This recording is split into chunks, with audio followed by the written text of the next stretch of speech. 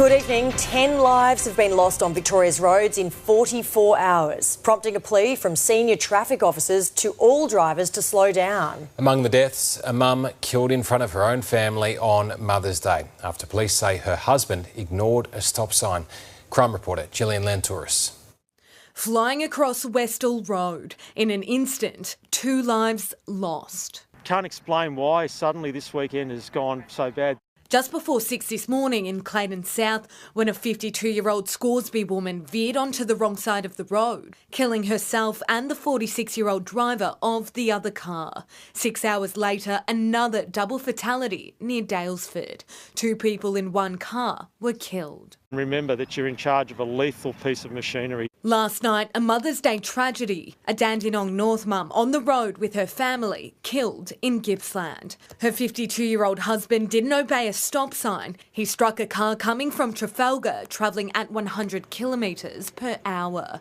The family car flipping into the embankment. The 49-year-old mother was killed instantly. Her partner and 2 teenage children are in hospital. Locals have told me there's been 4 serious crashes on this road in just over a year. They say it is difficult for motorists as there's a blind spot heading over the bridge, but concede people need to be more aware of the stop signs. There's been 10 deaths on Victorian Road since Saturday, when a 53-year-old motorcyclist was killed near Hamilton. On Sunday, a man died in Kurrajong, hours before a motorist was killed when he collided with another car near Ballarat. And this morning, a 26-year-old man lost control of his car in Swan Hill. We have 9 people dead, and they're not coming back. They're gone forever. And Gillian is in Dandenong South with some breaking news. Jill, police have now confirmed a 10th road death. Yes, Tom, sad confirmation just moments ago. A 66-year-old man from Kinglake has also died.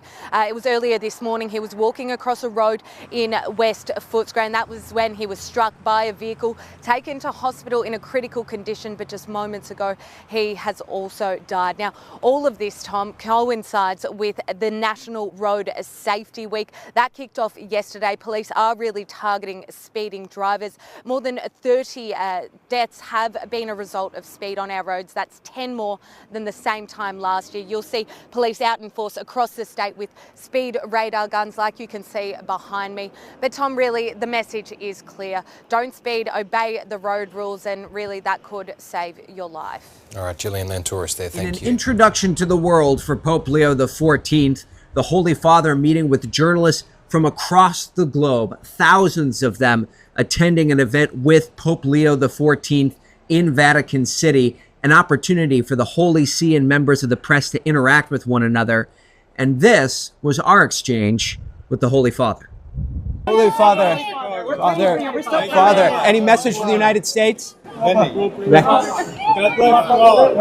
Many messages for the people of the United States. And what we have seen in the early days of this papacy is Pope Leo XIV, who was born in the United States, leaning in on many of those values that are near and dear to the hearts of many Americans. Freedom of speech, freedom of expression, freedom of a religion, all things that he mentioned, as well as making the case that a free press and an informed public are critical to the functioning of a society.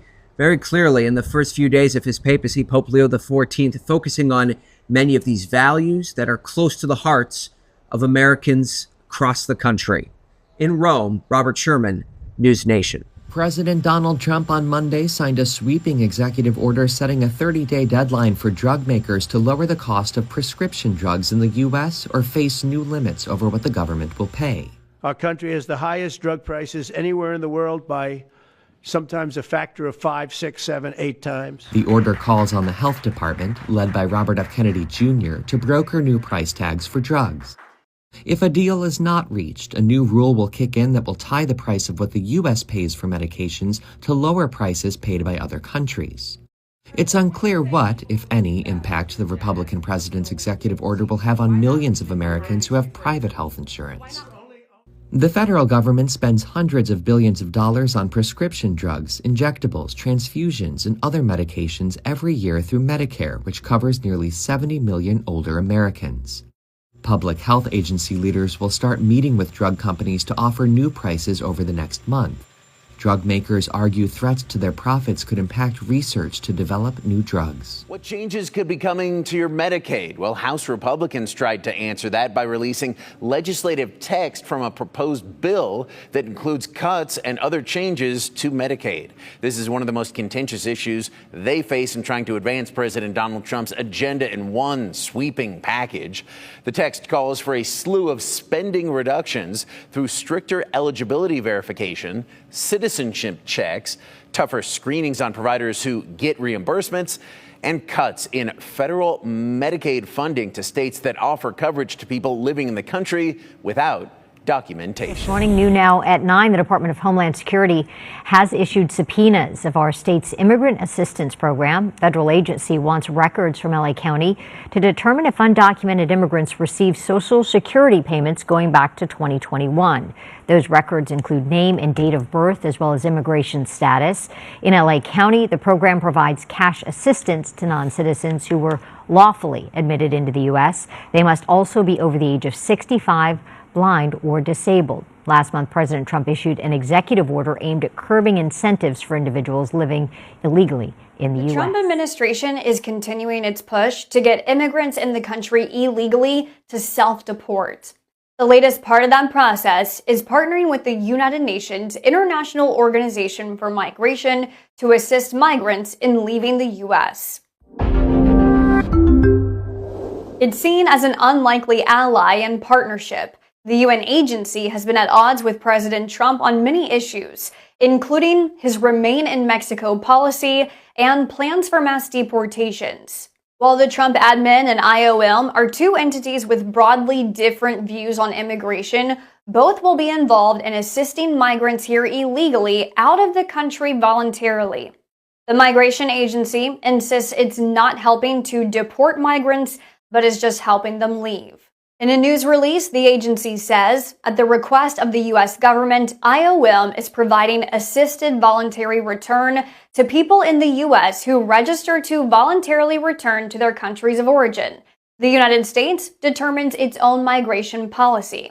The International Organization for Migration does not facilitate or implement deportations. Our involvement begins only after an individual required by U.S. law to leave the country gives informed consent to receive assistance.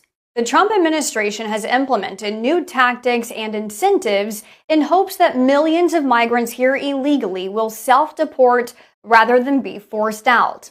One of the incentives, $1,000 to each person who leaves voluntarily as long as they don't have a criminal record. They can also keep any U.S. earnings they've made here and potentially have a chance to legally return, according to DHS. The administration has nixed the CBP One app, which was used by the Biden administration for migrants to request asylum and entry into the U.S. Now, there is the CBP Home app, which is currently being used by migrants who are looking to voluntarily leave. The administration has hammered home consequences for those who don't choose to self-deport in a campaign launched by DHS featuring Secretary Kristi Noem. And over 100,000 illegal aliens have been arrested. If you are here illegally, you're next. You will be fined nearly $1,000 a day, imprisoned, and deported. You will never return. But if you register using our CBP Home app and leave now, you could be allowed to return legally. Do what's right.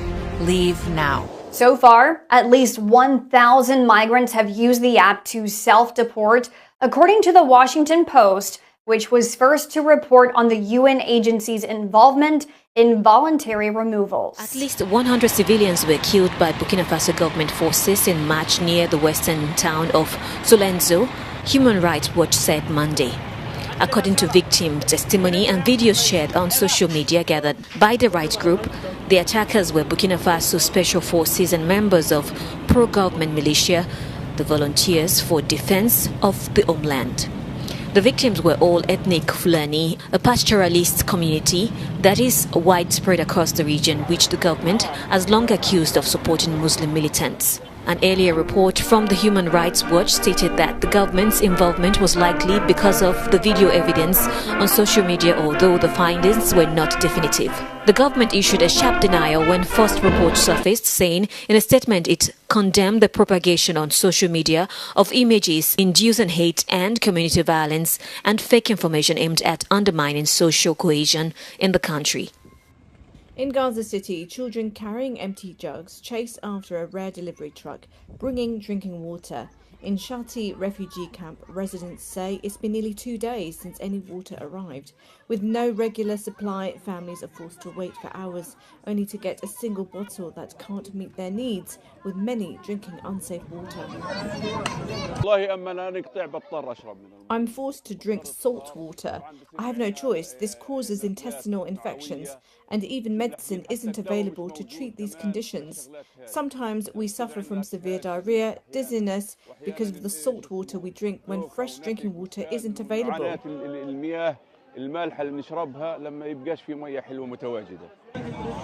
Salt water and sanitation issues are making people sick, and access to medicine is nearly impossible. We are suffering greatly. We can't find water to drink, not even to wash our hands.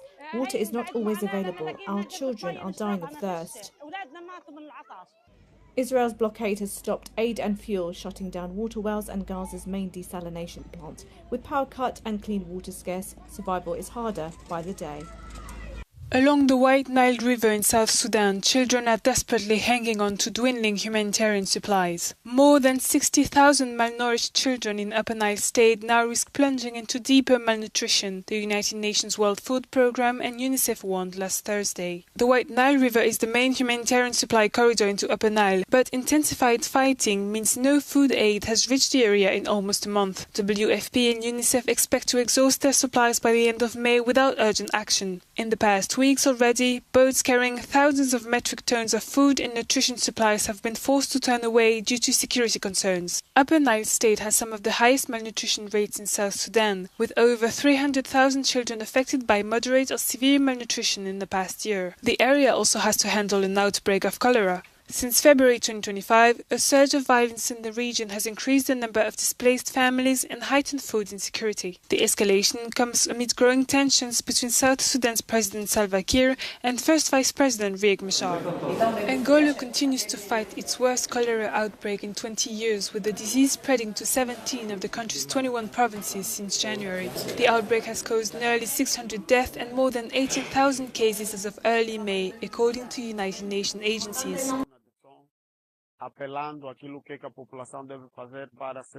We walk around with loudspeakers, urging people to do what they can to get rid of this evil, from personal hygiene to collective hygiene and the issue of environmental treatment and environmental health. Burning garbage or burying it, right? That's our message. It's hard work. We're working with both the Residents Committee and the community mobilizers, as well as the fire brigade, which has been really helping us lately since the decrease in cases began. In reality, this is the dynamic.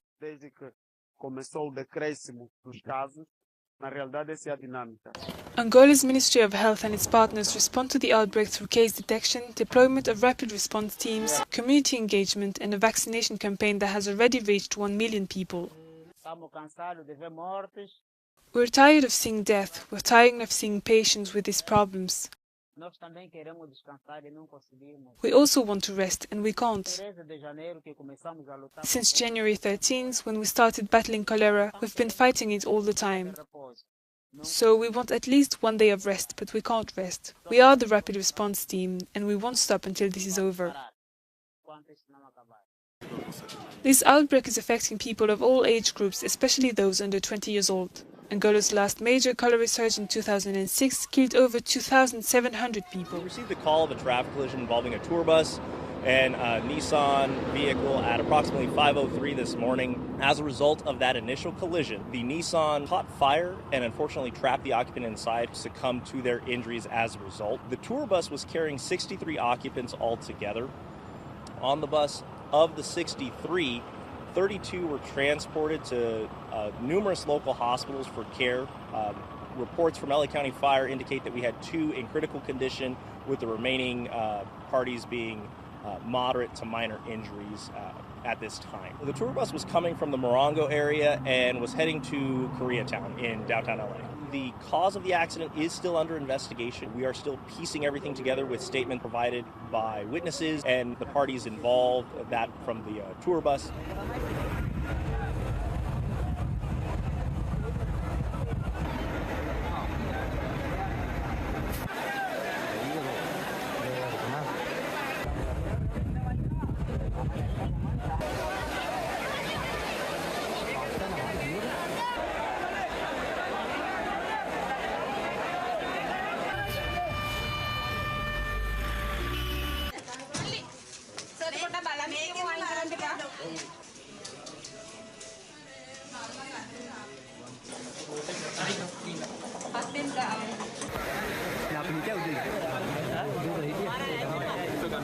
And finally, on WION Pulse, Taiwan successfully unveiled the US-made HIMARS rockets in a live-fire drill in Pingtung County.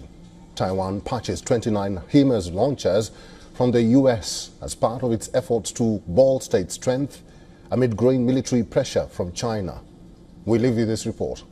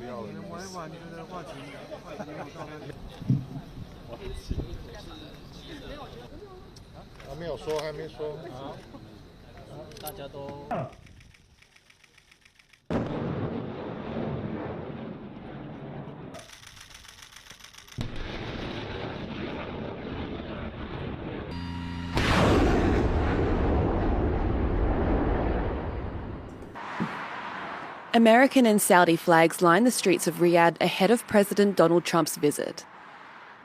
The first stop of a Gulf tour that will also take him to Qatar and the United Arab Emirates. His visit is drawing several Wall Street and Silicon Valley titans to the capital, with a US-Saudi investment forum announced just days ago, set to take place Tuesday. On the ground, reactions were mixed awaiting the president's arrival. I'm not optimistic about this visit or its outcomes. We expect significant political and economic agreements that will have a positive impact on Riyadh and the surrounding countries. In many ways, the tour is a replay. In 2017, Trump made Saudi Arabia his first foreign trip during his inaugural term. He was welcomed with a lavish ceremony and announcements of billions of dollars in investments. The energy-rich nations have all built personal ties with the president, but this tour comes as sweeping tariffs disrupt global trade. And some economists say that Trump might need his Gulf counterparts more than they need him. The region has also invested heavily in AI infrastructure, with the goal of becoming global hubs for the technology. US-Gulf relations have improved since Trump returned to office, and leaders in the Arab Gulf states are expected to be eyeing up the future of American semiconductor exports. The talks in Geneva were very friendly. The relationship is very good. We're not looking to hurt China. China was being hurt very badly. They were closing up factories. They were having a lot of unrest. And they were very happy to be able to do something with us. And the relationship is very, very good. I'll speak to President Xi maybe at the end of the week. We have some other things we're doing. But one of the biggest things that we're doing, and I don't know if people realize this, but we made a great deal with China, a great trade deal, but it was a much bigger deal originally, and then they canceled it right in the last day. Some of you faces I remember were there when that happened. I remember you. And we had a deal where they opened up their country to trade with the United States. And they took that away at the last moment, and then I canceled the whole thing. And then 6 months later, we ended up doing a smaller deal, but it was a big deal. It was $50 billion worth of product that they were going to purchase from our farmers, etc. And we agreed to that. People thought it was 15 because they were doing 15. We made it 50 because I misunderstood the 15. I said, you got to get 50. Because when I asked, if you remember the story, when I asked, what are we doing with them? My Secretary of Agriculture at the time, Sonny Perdue, said, sir, it's about 15 billion and we're asking for 15. And I thought he said 50. So I said, so they came back with the deal at 15. And I said, no way, I want 50. Because you said 50. They said, sir, we didn't say that. Anyway, bottom line, I said, go back and ask for 50, and they gave us 50. And they were honoring the deal. And we would call them up a lot for the corn and for the wheat and for everything. They were honoring the deal. And then when Biden got in, they no longer honored the deal. There was nobody to call. I would call on an average of once every 2 weeks to say, come on, you have to speed it up a little bit. And our farmers were doing great. I said to them, buy more land and bigger tractors, if you remember. That's what happened. But the deal was a very good deal. But the best part of the deal was that we opened up China. China agreed to open itself up to American business to go in. And it would have been a great thing, I think, for China. They would be able to see things that they haven't seen. They would be able to buy products that they have never been able to buy. Would have been great for American business. I think it would have brought unity between China, better unity between China and the United States.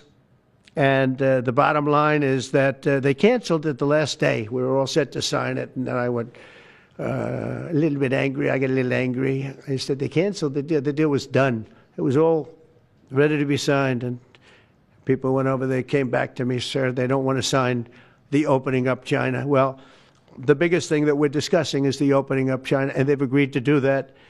But it's going to take a while to paper it. You know, that's not the easiest thing to paper. But that's the single, I think, to me, some people would disagree. Some people would say we're getting a lot of money with tariffs or whatever. But, you know, especially when you add what we already have. Because remember, we're already getting the 50% on steel and different things. That's not included in these numbers.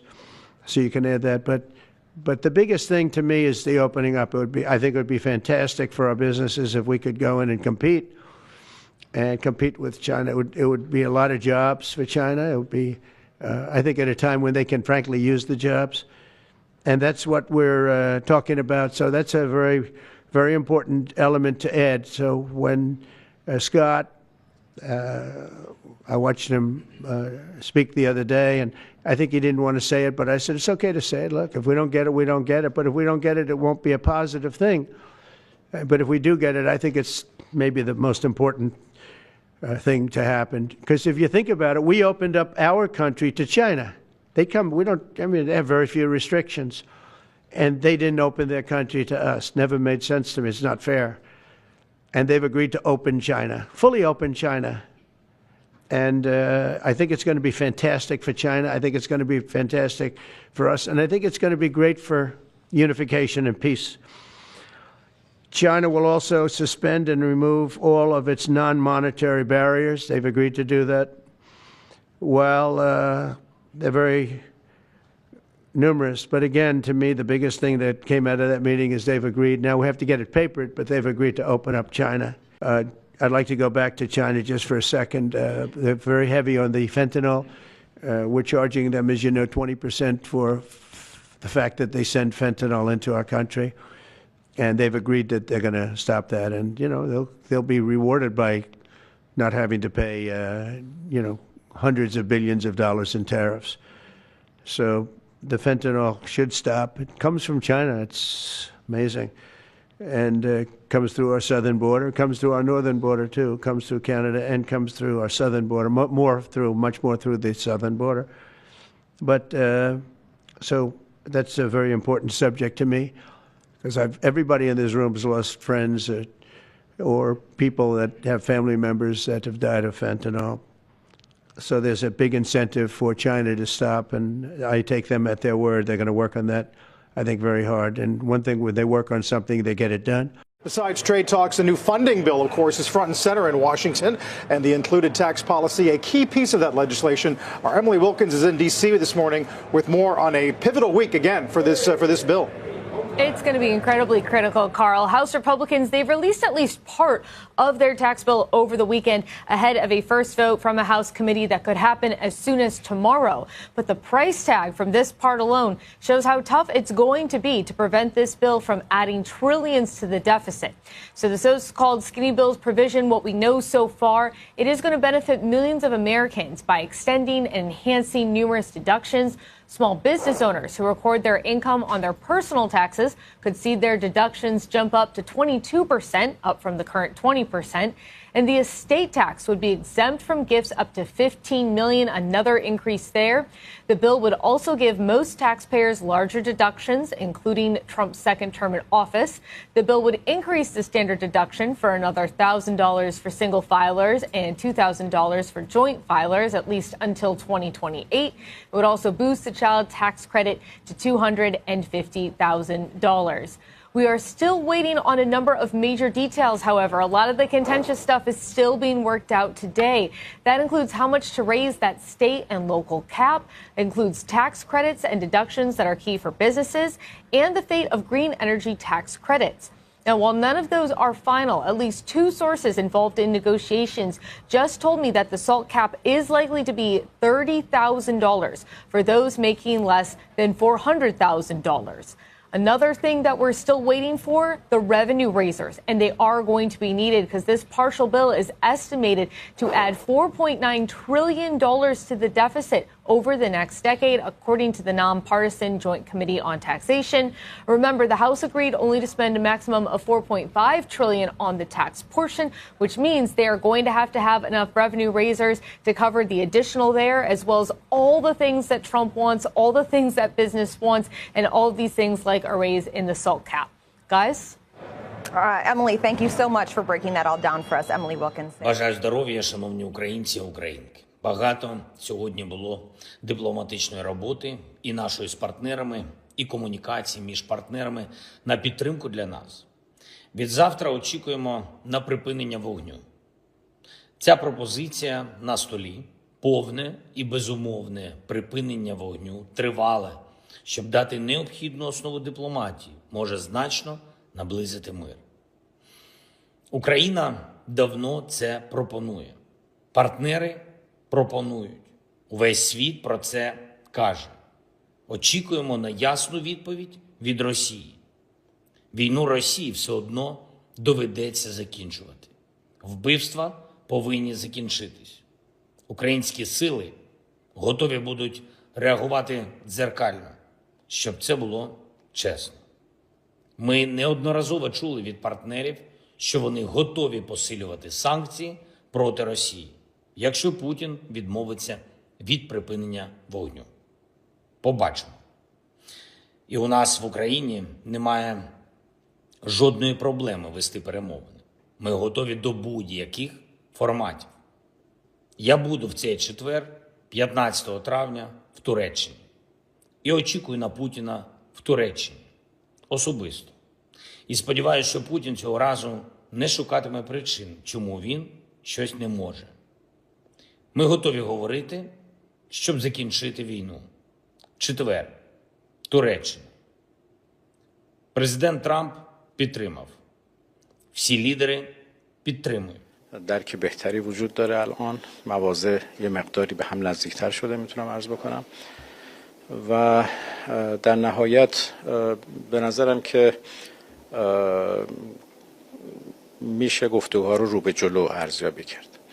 ما تصمیم گرفتیم که این مذاکرات ادامه پیدا بکنه. هر دو طرف مصمم هستند و برای جلسه بعدی توافق شده، اما روزش و محلش با توجه به برنامه‌هایی که هر دو طرف دارند و تنظیم میشه مقدار سخت هست رو به عهده وزیر خارجه عمان گذاشتیم که تنظیم بکنم، ولی فکر میکنم مثلا با فاصله تقریبا یه هفته، حالا یکی دو روز کم و زیاد برگزار خواهد شد.